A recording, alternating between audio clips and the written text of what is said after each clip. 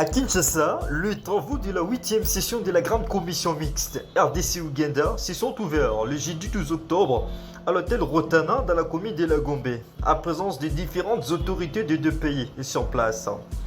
Prenant la parole en premier, le ministre d'État en charge de l'intégration régionale, Antipas Mboussanya-Moussi, a, avant de prononcer son discours d'ouverture, fait observer à la salle une minute de silence en mémoire des victimes des massacres dans les territoires de Beni, en Nord Kivu, ainsi dans les territoires du Roumou et de Mambasa en Ituri, y compris les Congolais massacrés sur les champs en servant au sein des FRDC et de l'UPDF engagés dans l'opération conjointe contre les ADF.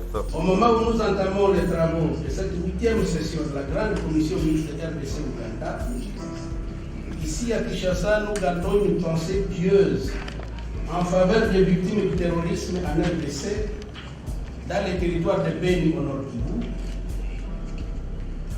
les territoires du Roumou et de Mambasa en Ituri, et des enfants massacrés puis incendiés dans leur dortoir au lycée Lubiriga dans la localité frontalière de Mbondwe à Ouganda. Nos pensées pieuses s'élèvent également en faveur de nos enfants tombés sur le champ d'honneur servant au sein des FARDC et de l'UPDF, engagés en opération conjointe contre les terroristes des ADF. Je ne saurais terminer ce propos sans évoquer toutes les autres victimes des différentes atrocités qui ont frappé la RDC, les civils et militaires et de nombreux anonymes fauchés par la résurgence de l'insécurité en Ituri et par l'agression du Rwanda à travers son proxy M23 qui contraignent à l'errance plus de 6 millions d'innocentes populations innocentes. En solidarité avec toutes ces victimes, je demande à l'assistance d'observer une minute de silence.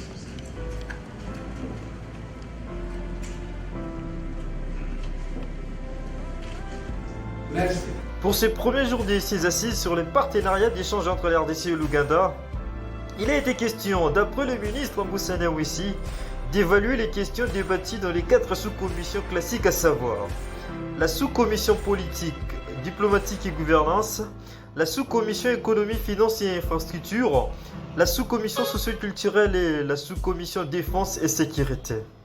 Les patrons de l'intégration régionale ont annoncé de nouveaux sujets à débattre au cours de ces assises, à savoir la protection des droits humains dans les frontières communes, la coopération décentralisée, la coopération dans les domaines d'aviation publique, des sports et loisirs, de l'urbanisme et habitat, de l'agriculture, pêche et élevage, ainsi que de la sécurité sociale. Il s'est dénoté qu'un conseil des ministres sera organisé à huis clos entre les dirigeants des deux pays pour préparer les dossiers à soumettre à la sanction du président Félix Tshisekedi de l'RDC et Yoweri Museveni de l'Ouganda.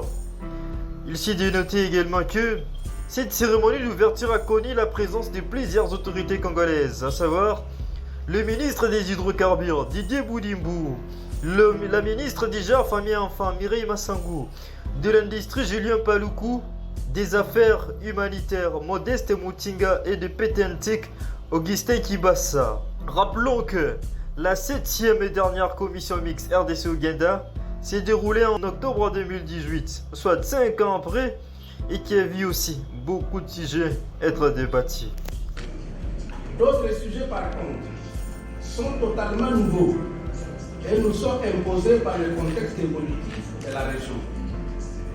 Il s'agit de questions liées, par exemple, à la protection des droits humains à nos frontières communes, la coopération décentralisée, la coopération dans les domaines d'administration publique, des sports et loisirs, de l'urbanisme et habitat, de l'agriculture, pêche et élevage, de la sécurité sociale, et j'en passe. C'est pour moi donc l'occasion de remercier les experts ici présents pour les efforts fournis en vue de préparer des dossiers qui intéressent la coopération entre nos deux pays. Grâce à leur travail, nos échanges bilatéraux vont être allégés et rapidement bénéfiques. Excellences, Mesdames et Messieurs, distingués invités, l'heure n'est pas plus au discours, mais aux actes. Nos deux chefs d'État, leurs excellences Félix Antoine Tshisekedi Tshilombo et Yoweri Kaguta Museveni, veulent résolument que nous puissions élaborer des solutions aux problèmes communs de nos deux peuples. La libre circulation rendue difficile par des frontières coloniales devrait être restaurée par une suppression de paiement des droits d'entrée et par la construction d'infrastructures routières pour une communication rapide.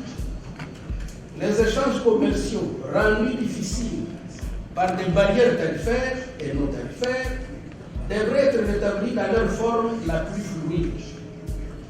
Nos frontières devraient désormais être des lieux de recherche et de solutions à nos problèmes sécuritaires communs et des bassins de développement.